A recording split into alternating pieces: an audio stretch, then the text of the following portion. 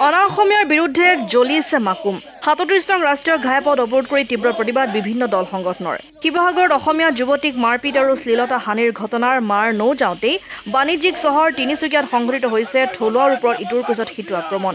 তিনিচুকীয়া চহৰৰ নপুখুৰীৰ গুপ্তা মটৰ্ছ নামৰ বাণিজ্যিক প্ৰতিষ্ঠানত দহোটীয়া উপাধিৰ থলুৱা যুৱক এজনক সামগ্ৰী ক্ৰয় কৰোঁতে অশ্লীল বাক্যবাণেৰে কটু ব্যৱহাৰ কৰাৰ উপৰি যোৱা নিশা চহৰখনৰ খৰ্গেশ্বৰ ৰোডত ডেকা উপাধিৰ এজন যুৱকক ৭-৮জনীয়া হিন্দী ভাষী যুৱকৰ দলে উপৰ্যুপৰি আক্ৰমণ কৰি আঘাতপ্ৰাপ্ত কৰে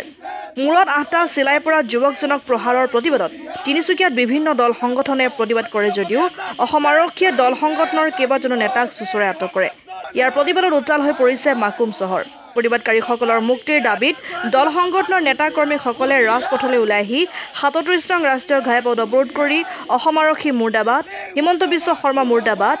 বিজেপি চৰকাৰ হাই হাই শ্লোগানেৰে পৰিৱেশ উত্তাল কৰি তোলে মাকুমৰ পৰা ননীগোপাল দত্তৰ ৰিপৰ্ট অসম আদিত্য NKS হুণ্ডাইলৈ স্বাগতম নৰ্থ ইষ্টৰ প্ৰথম GDSI 2.0 ফিচাৰ্ছ ডিলাৰ হৈছে NKS হুণ্ডাই অত্যাধুনিক সা সুবিধাৰে তৈয়াৰী most updated হুণ্ডাই ডিলাৰ এতিয়া ডিব্ৰুগড়ত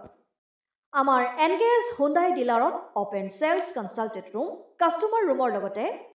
পুৰণি গাড়ীৰ এক্সচেঞ্জ ফেচিলিটিও ৰখা হৈছে ইয়াত সেলছৰ লগতে সাৰ্ভিস সেক্টৰৰ সুন্দৰ সুবিধা আছে প্ৰয়োজনীয় সকলো এডভান্স টুলছ হুইল বেলেন্সিং এলাইনমেন্টৰ অত্যাধুনিক machine post hydraulic lift fully ট্ৰেইনমেন্ট পাৱাৰৰ লগতে nitrogen gas filling facility fully automatic car ৱাছৰ ফেচিলিটিও আছে লগতে NKS হুণ্ডাই ডিলাৰে কাস্টমাৰ সকলৰ সুবিধাৰ্থে মোবাইল সাৰ্ভিস ভেনৰো ব্যৱস্থা ৰাখিছে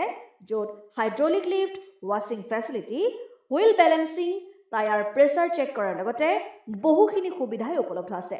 NKS হুণ্ডাইলৈ আহক আৰু সুবিধাসমূহ গ্ৰহণ কৰক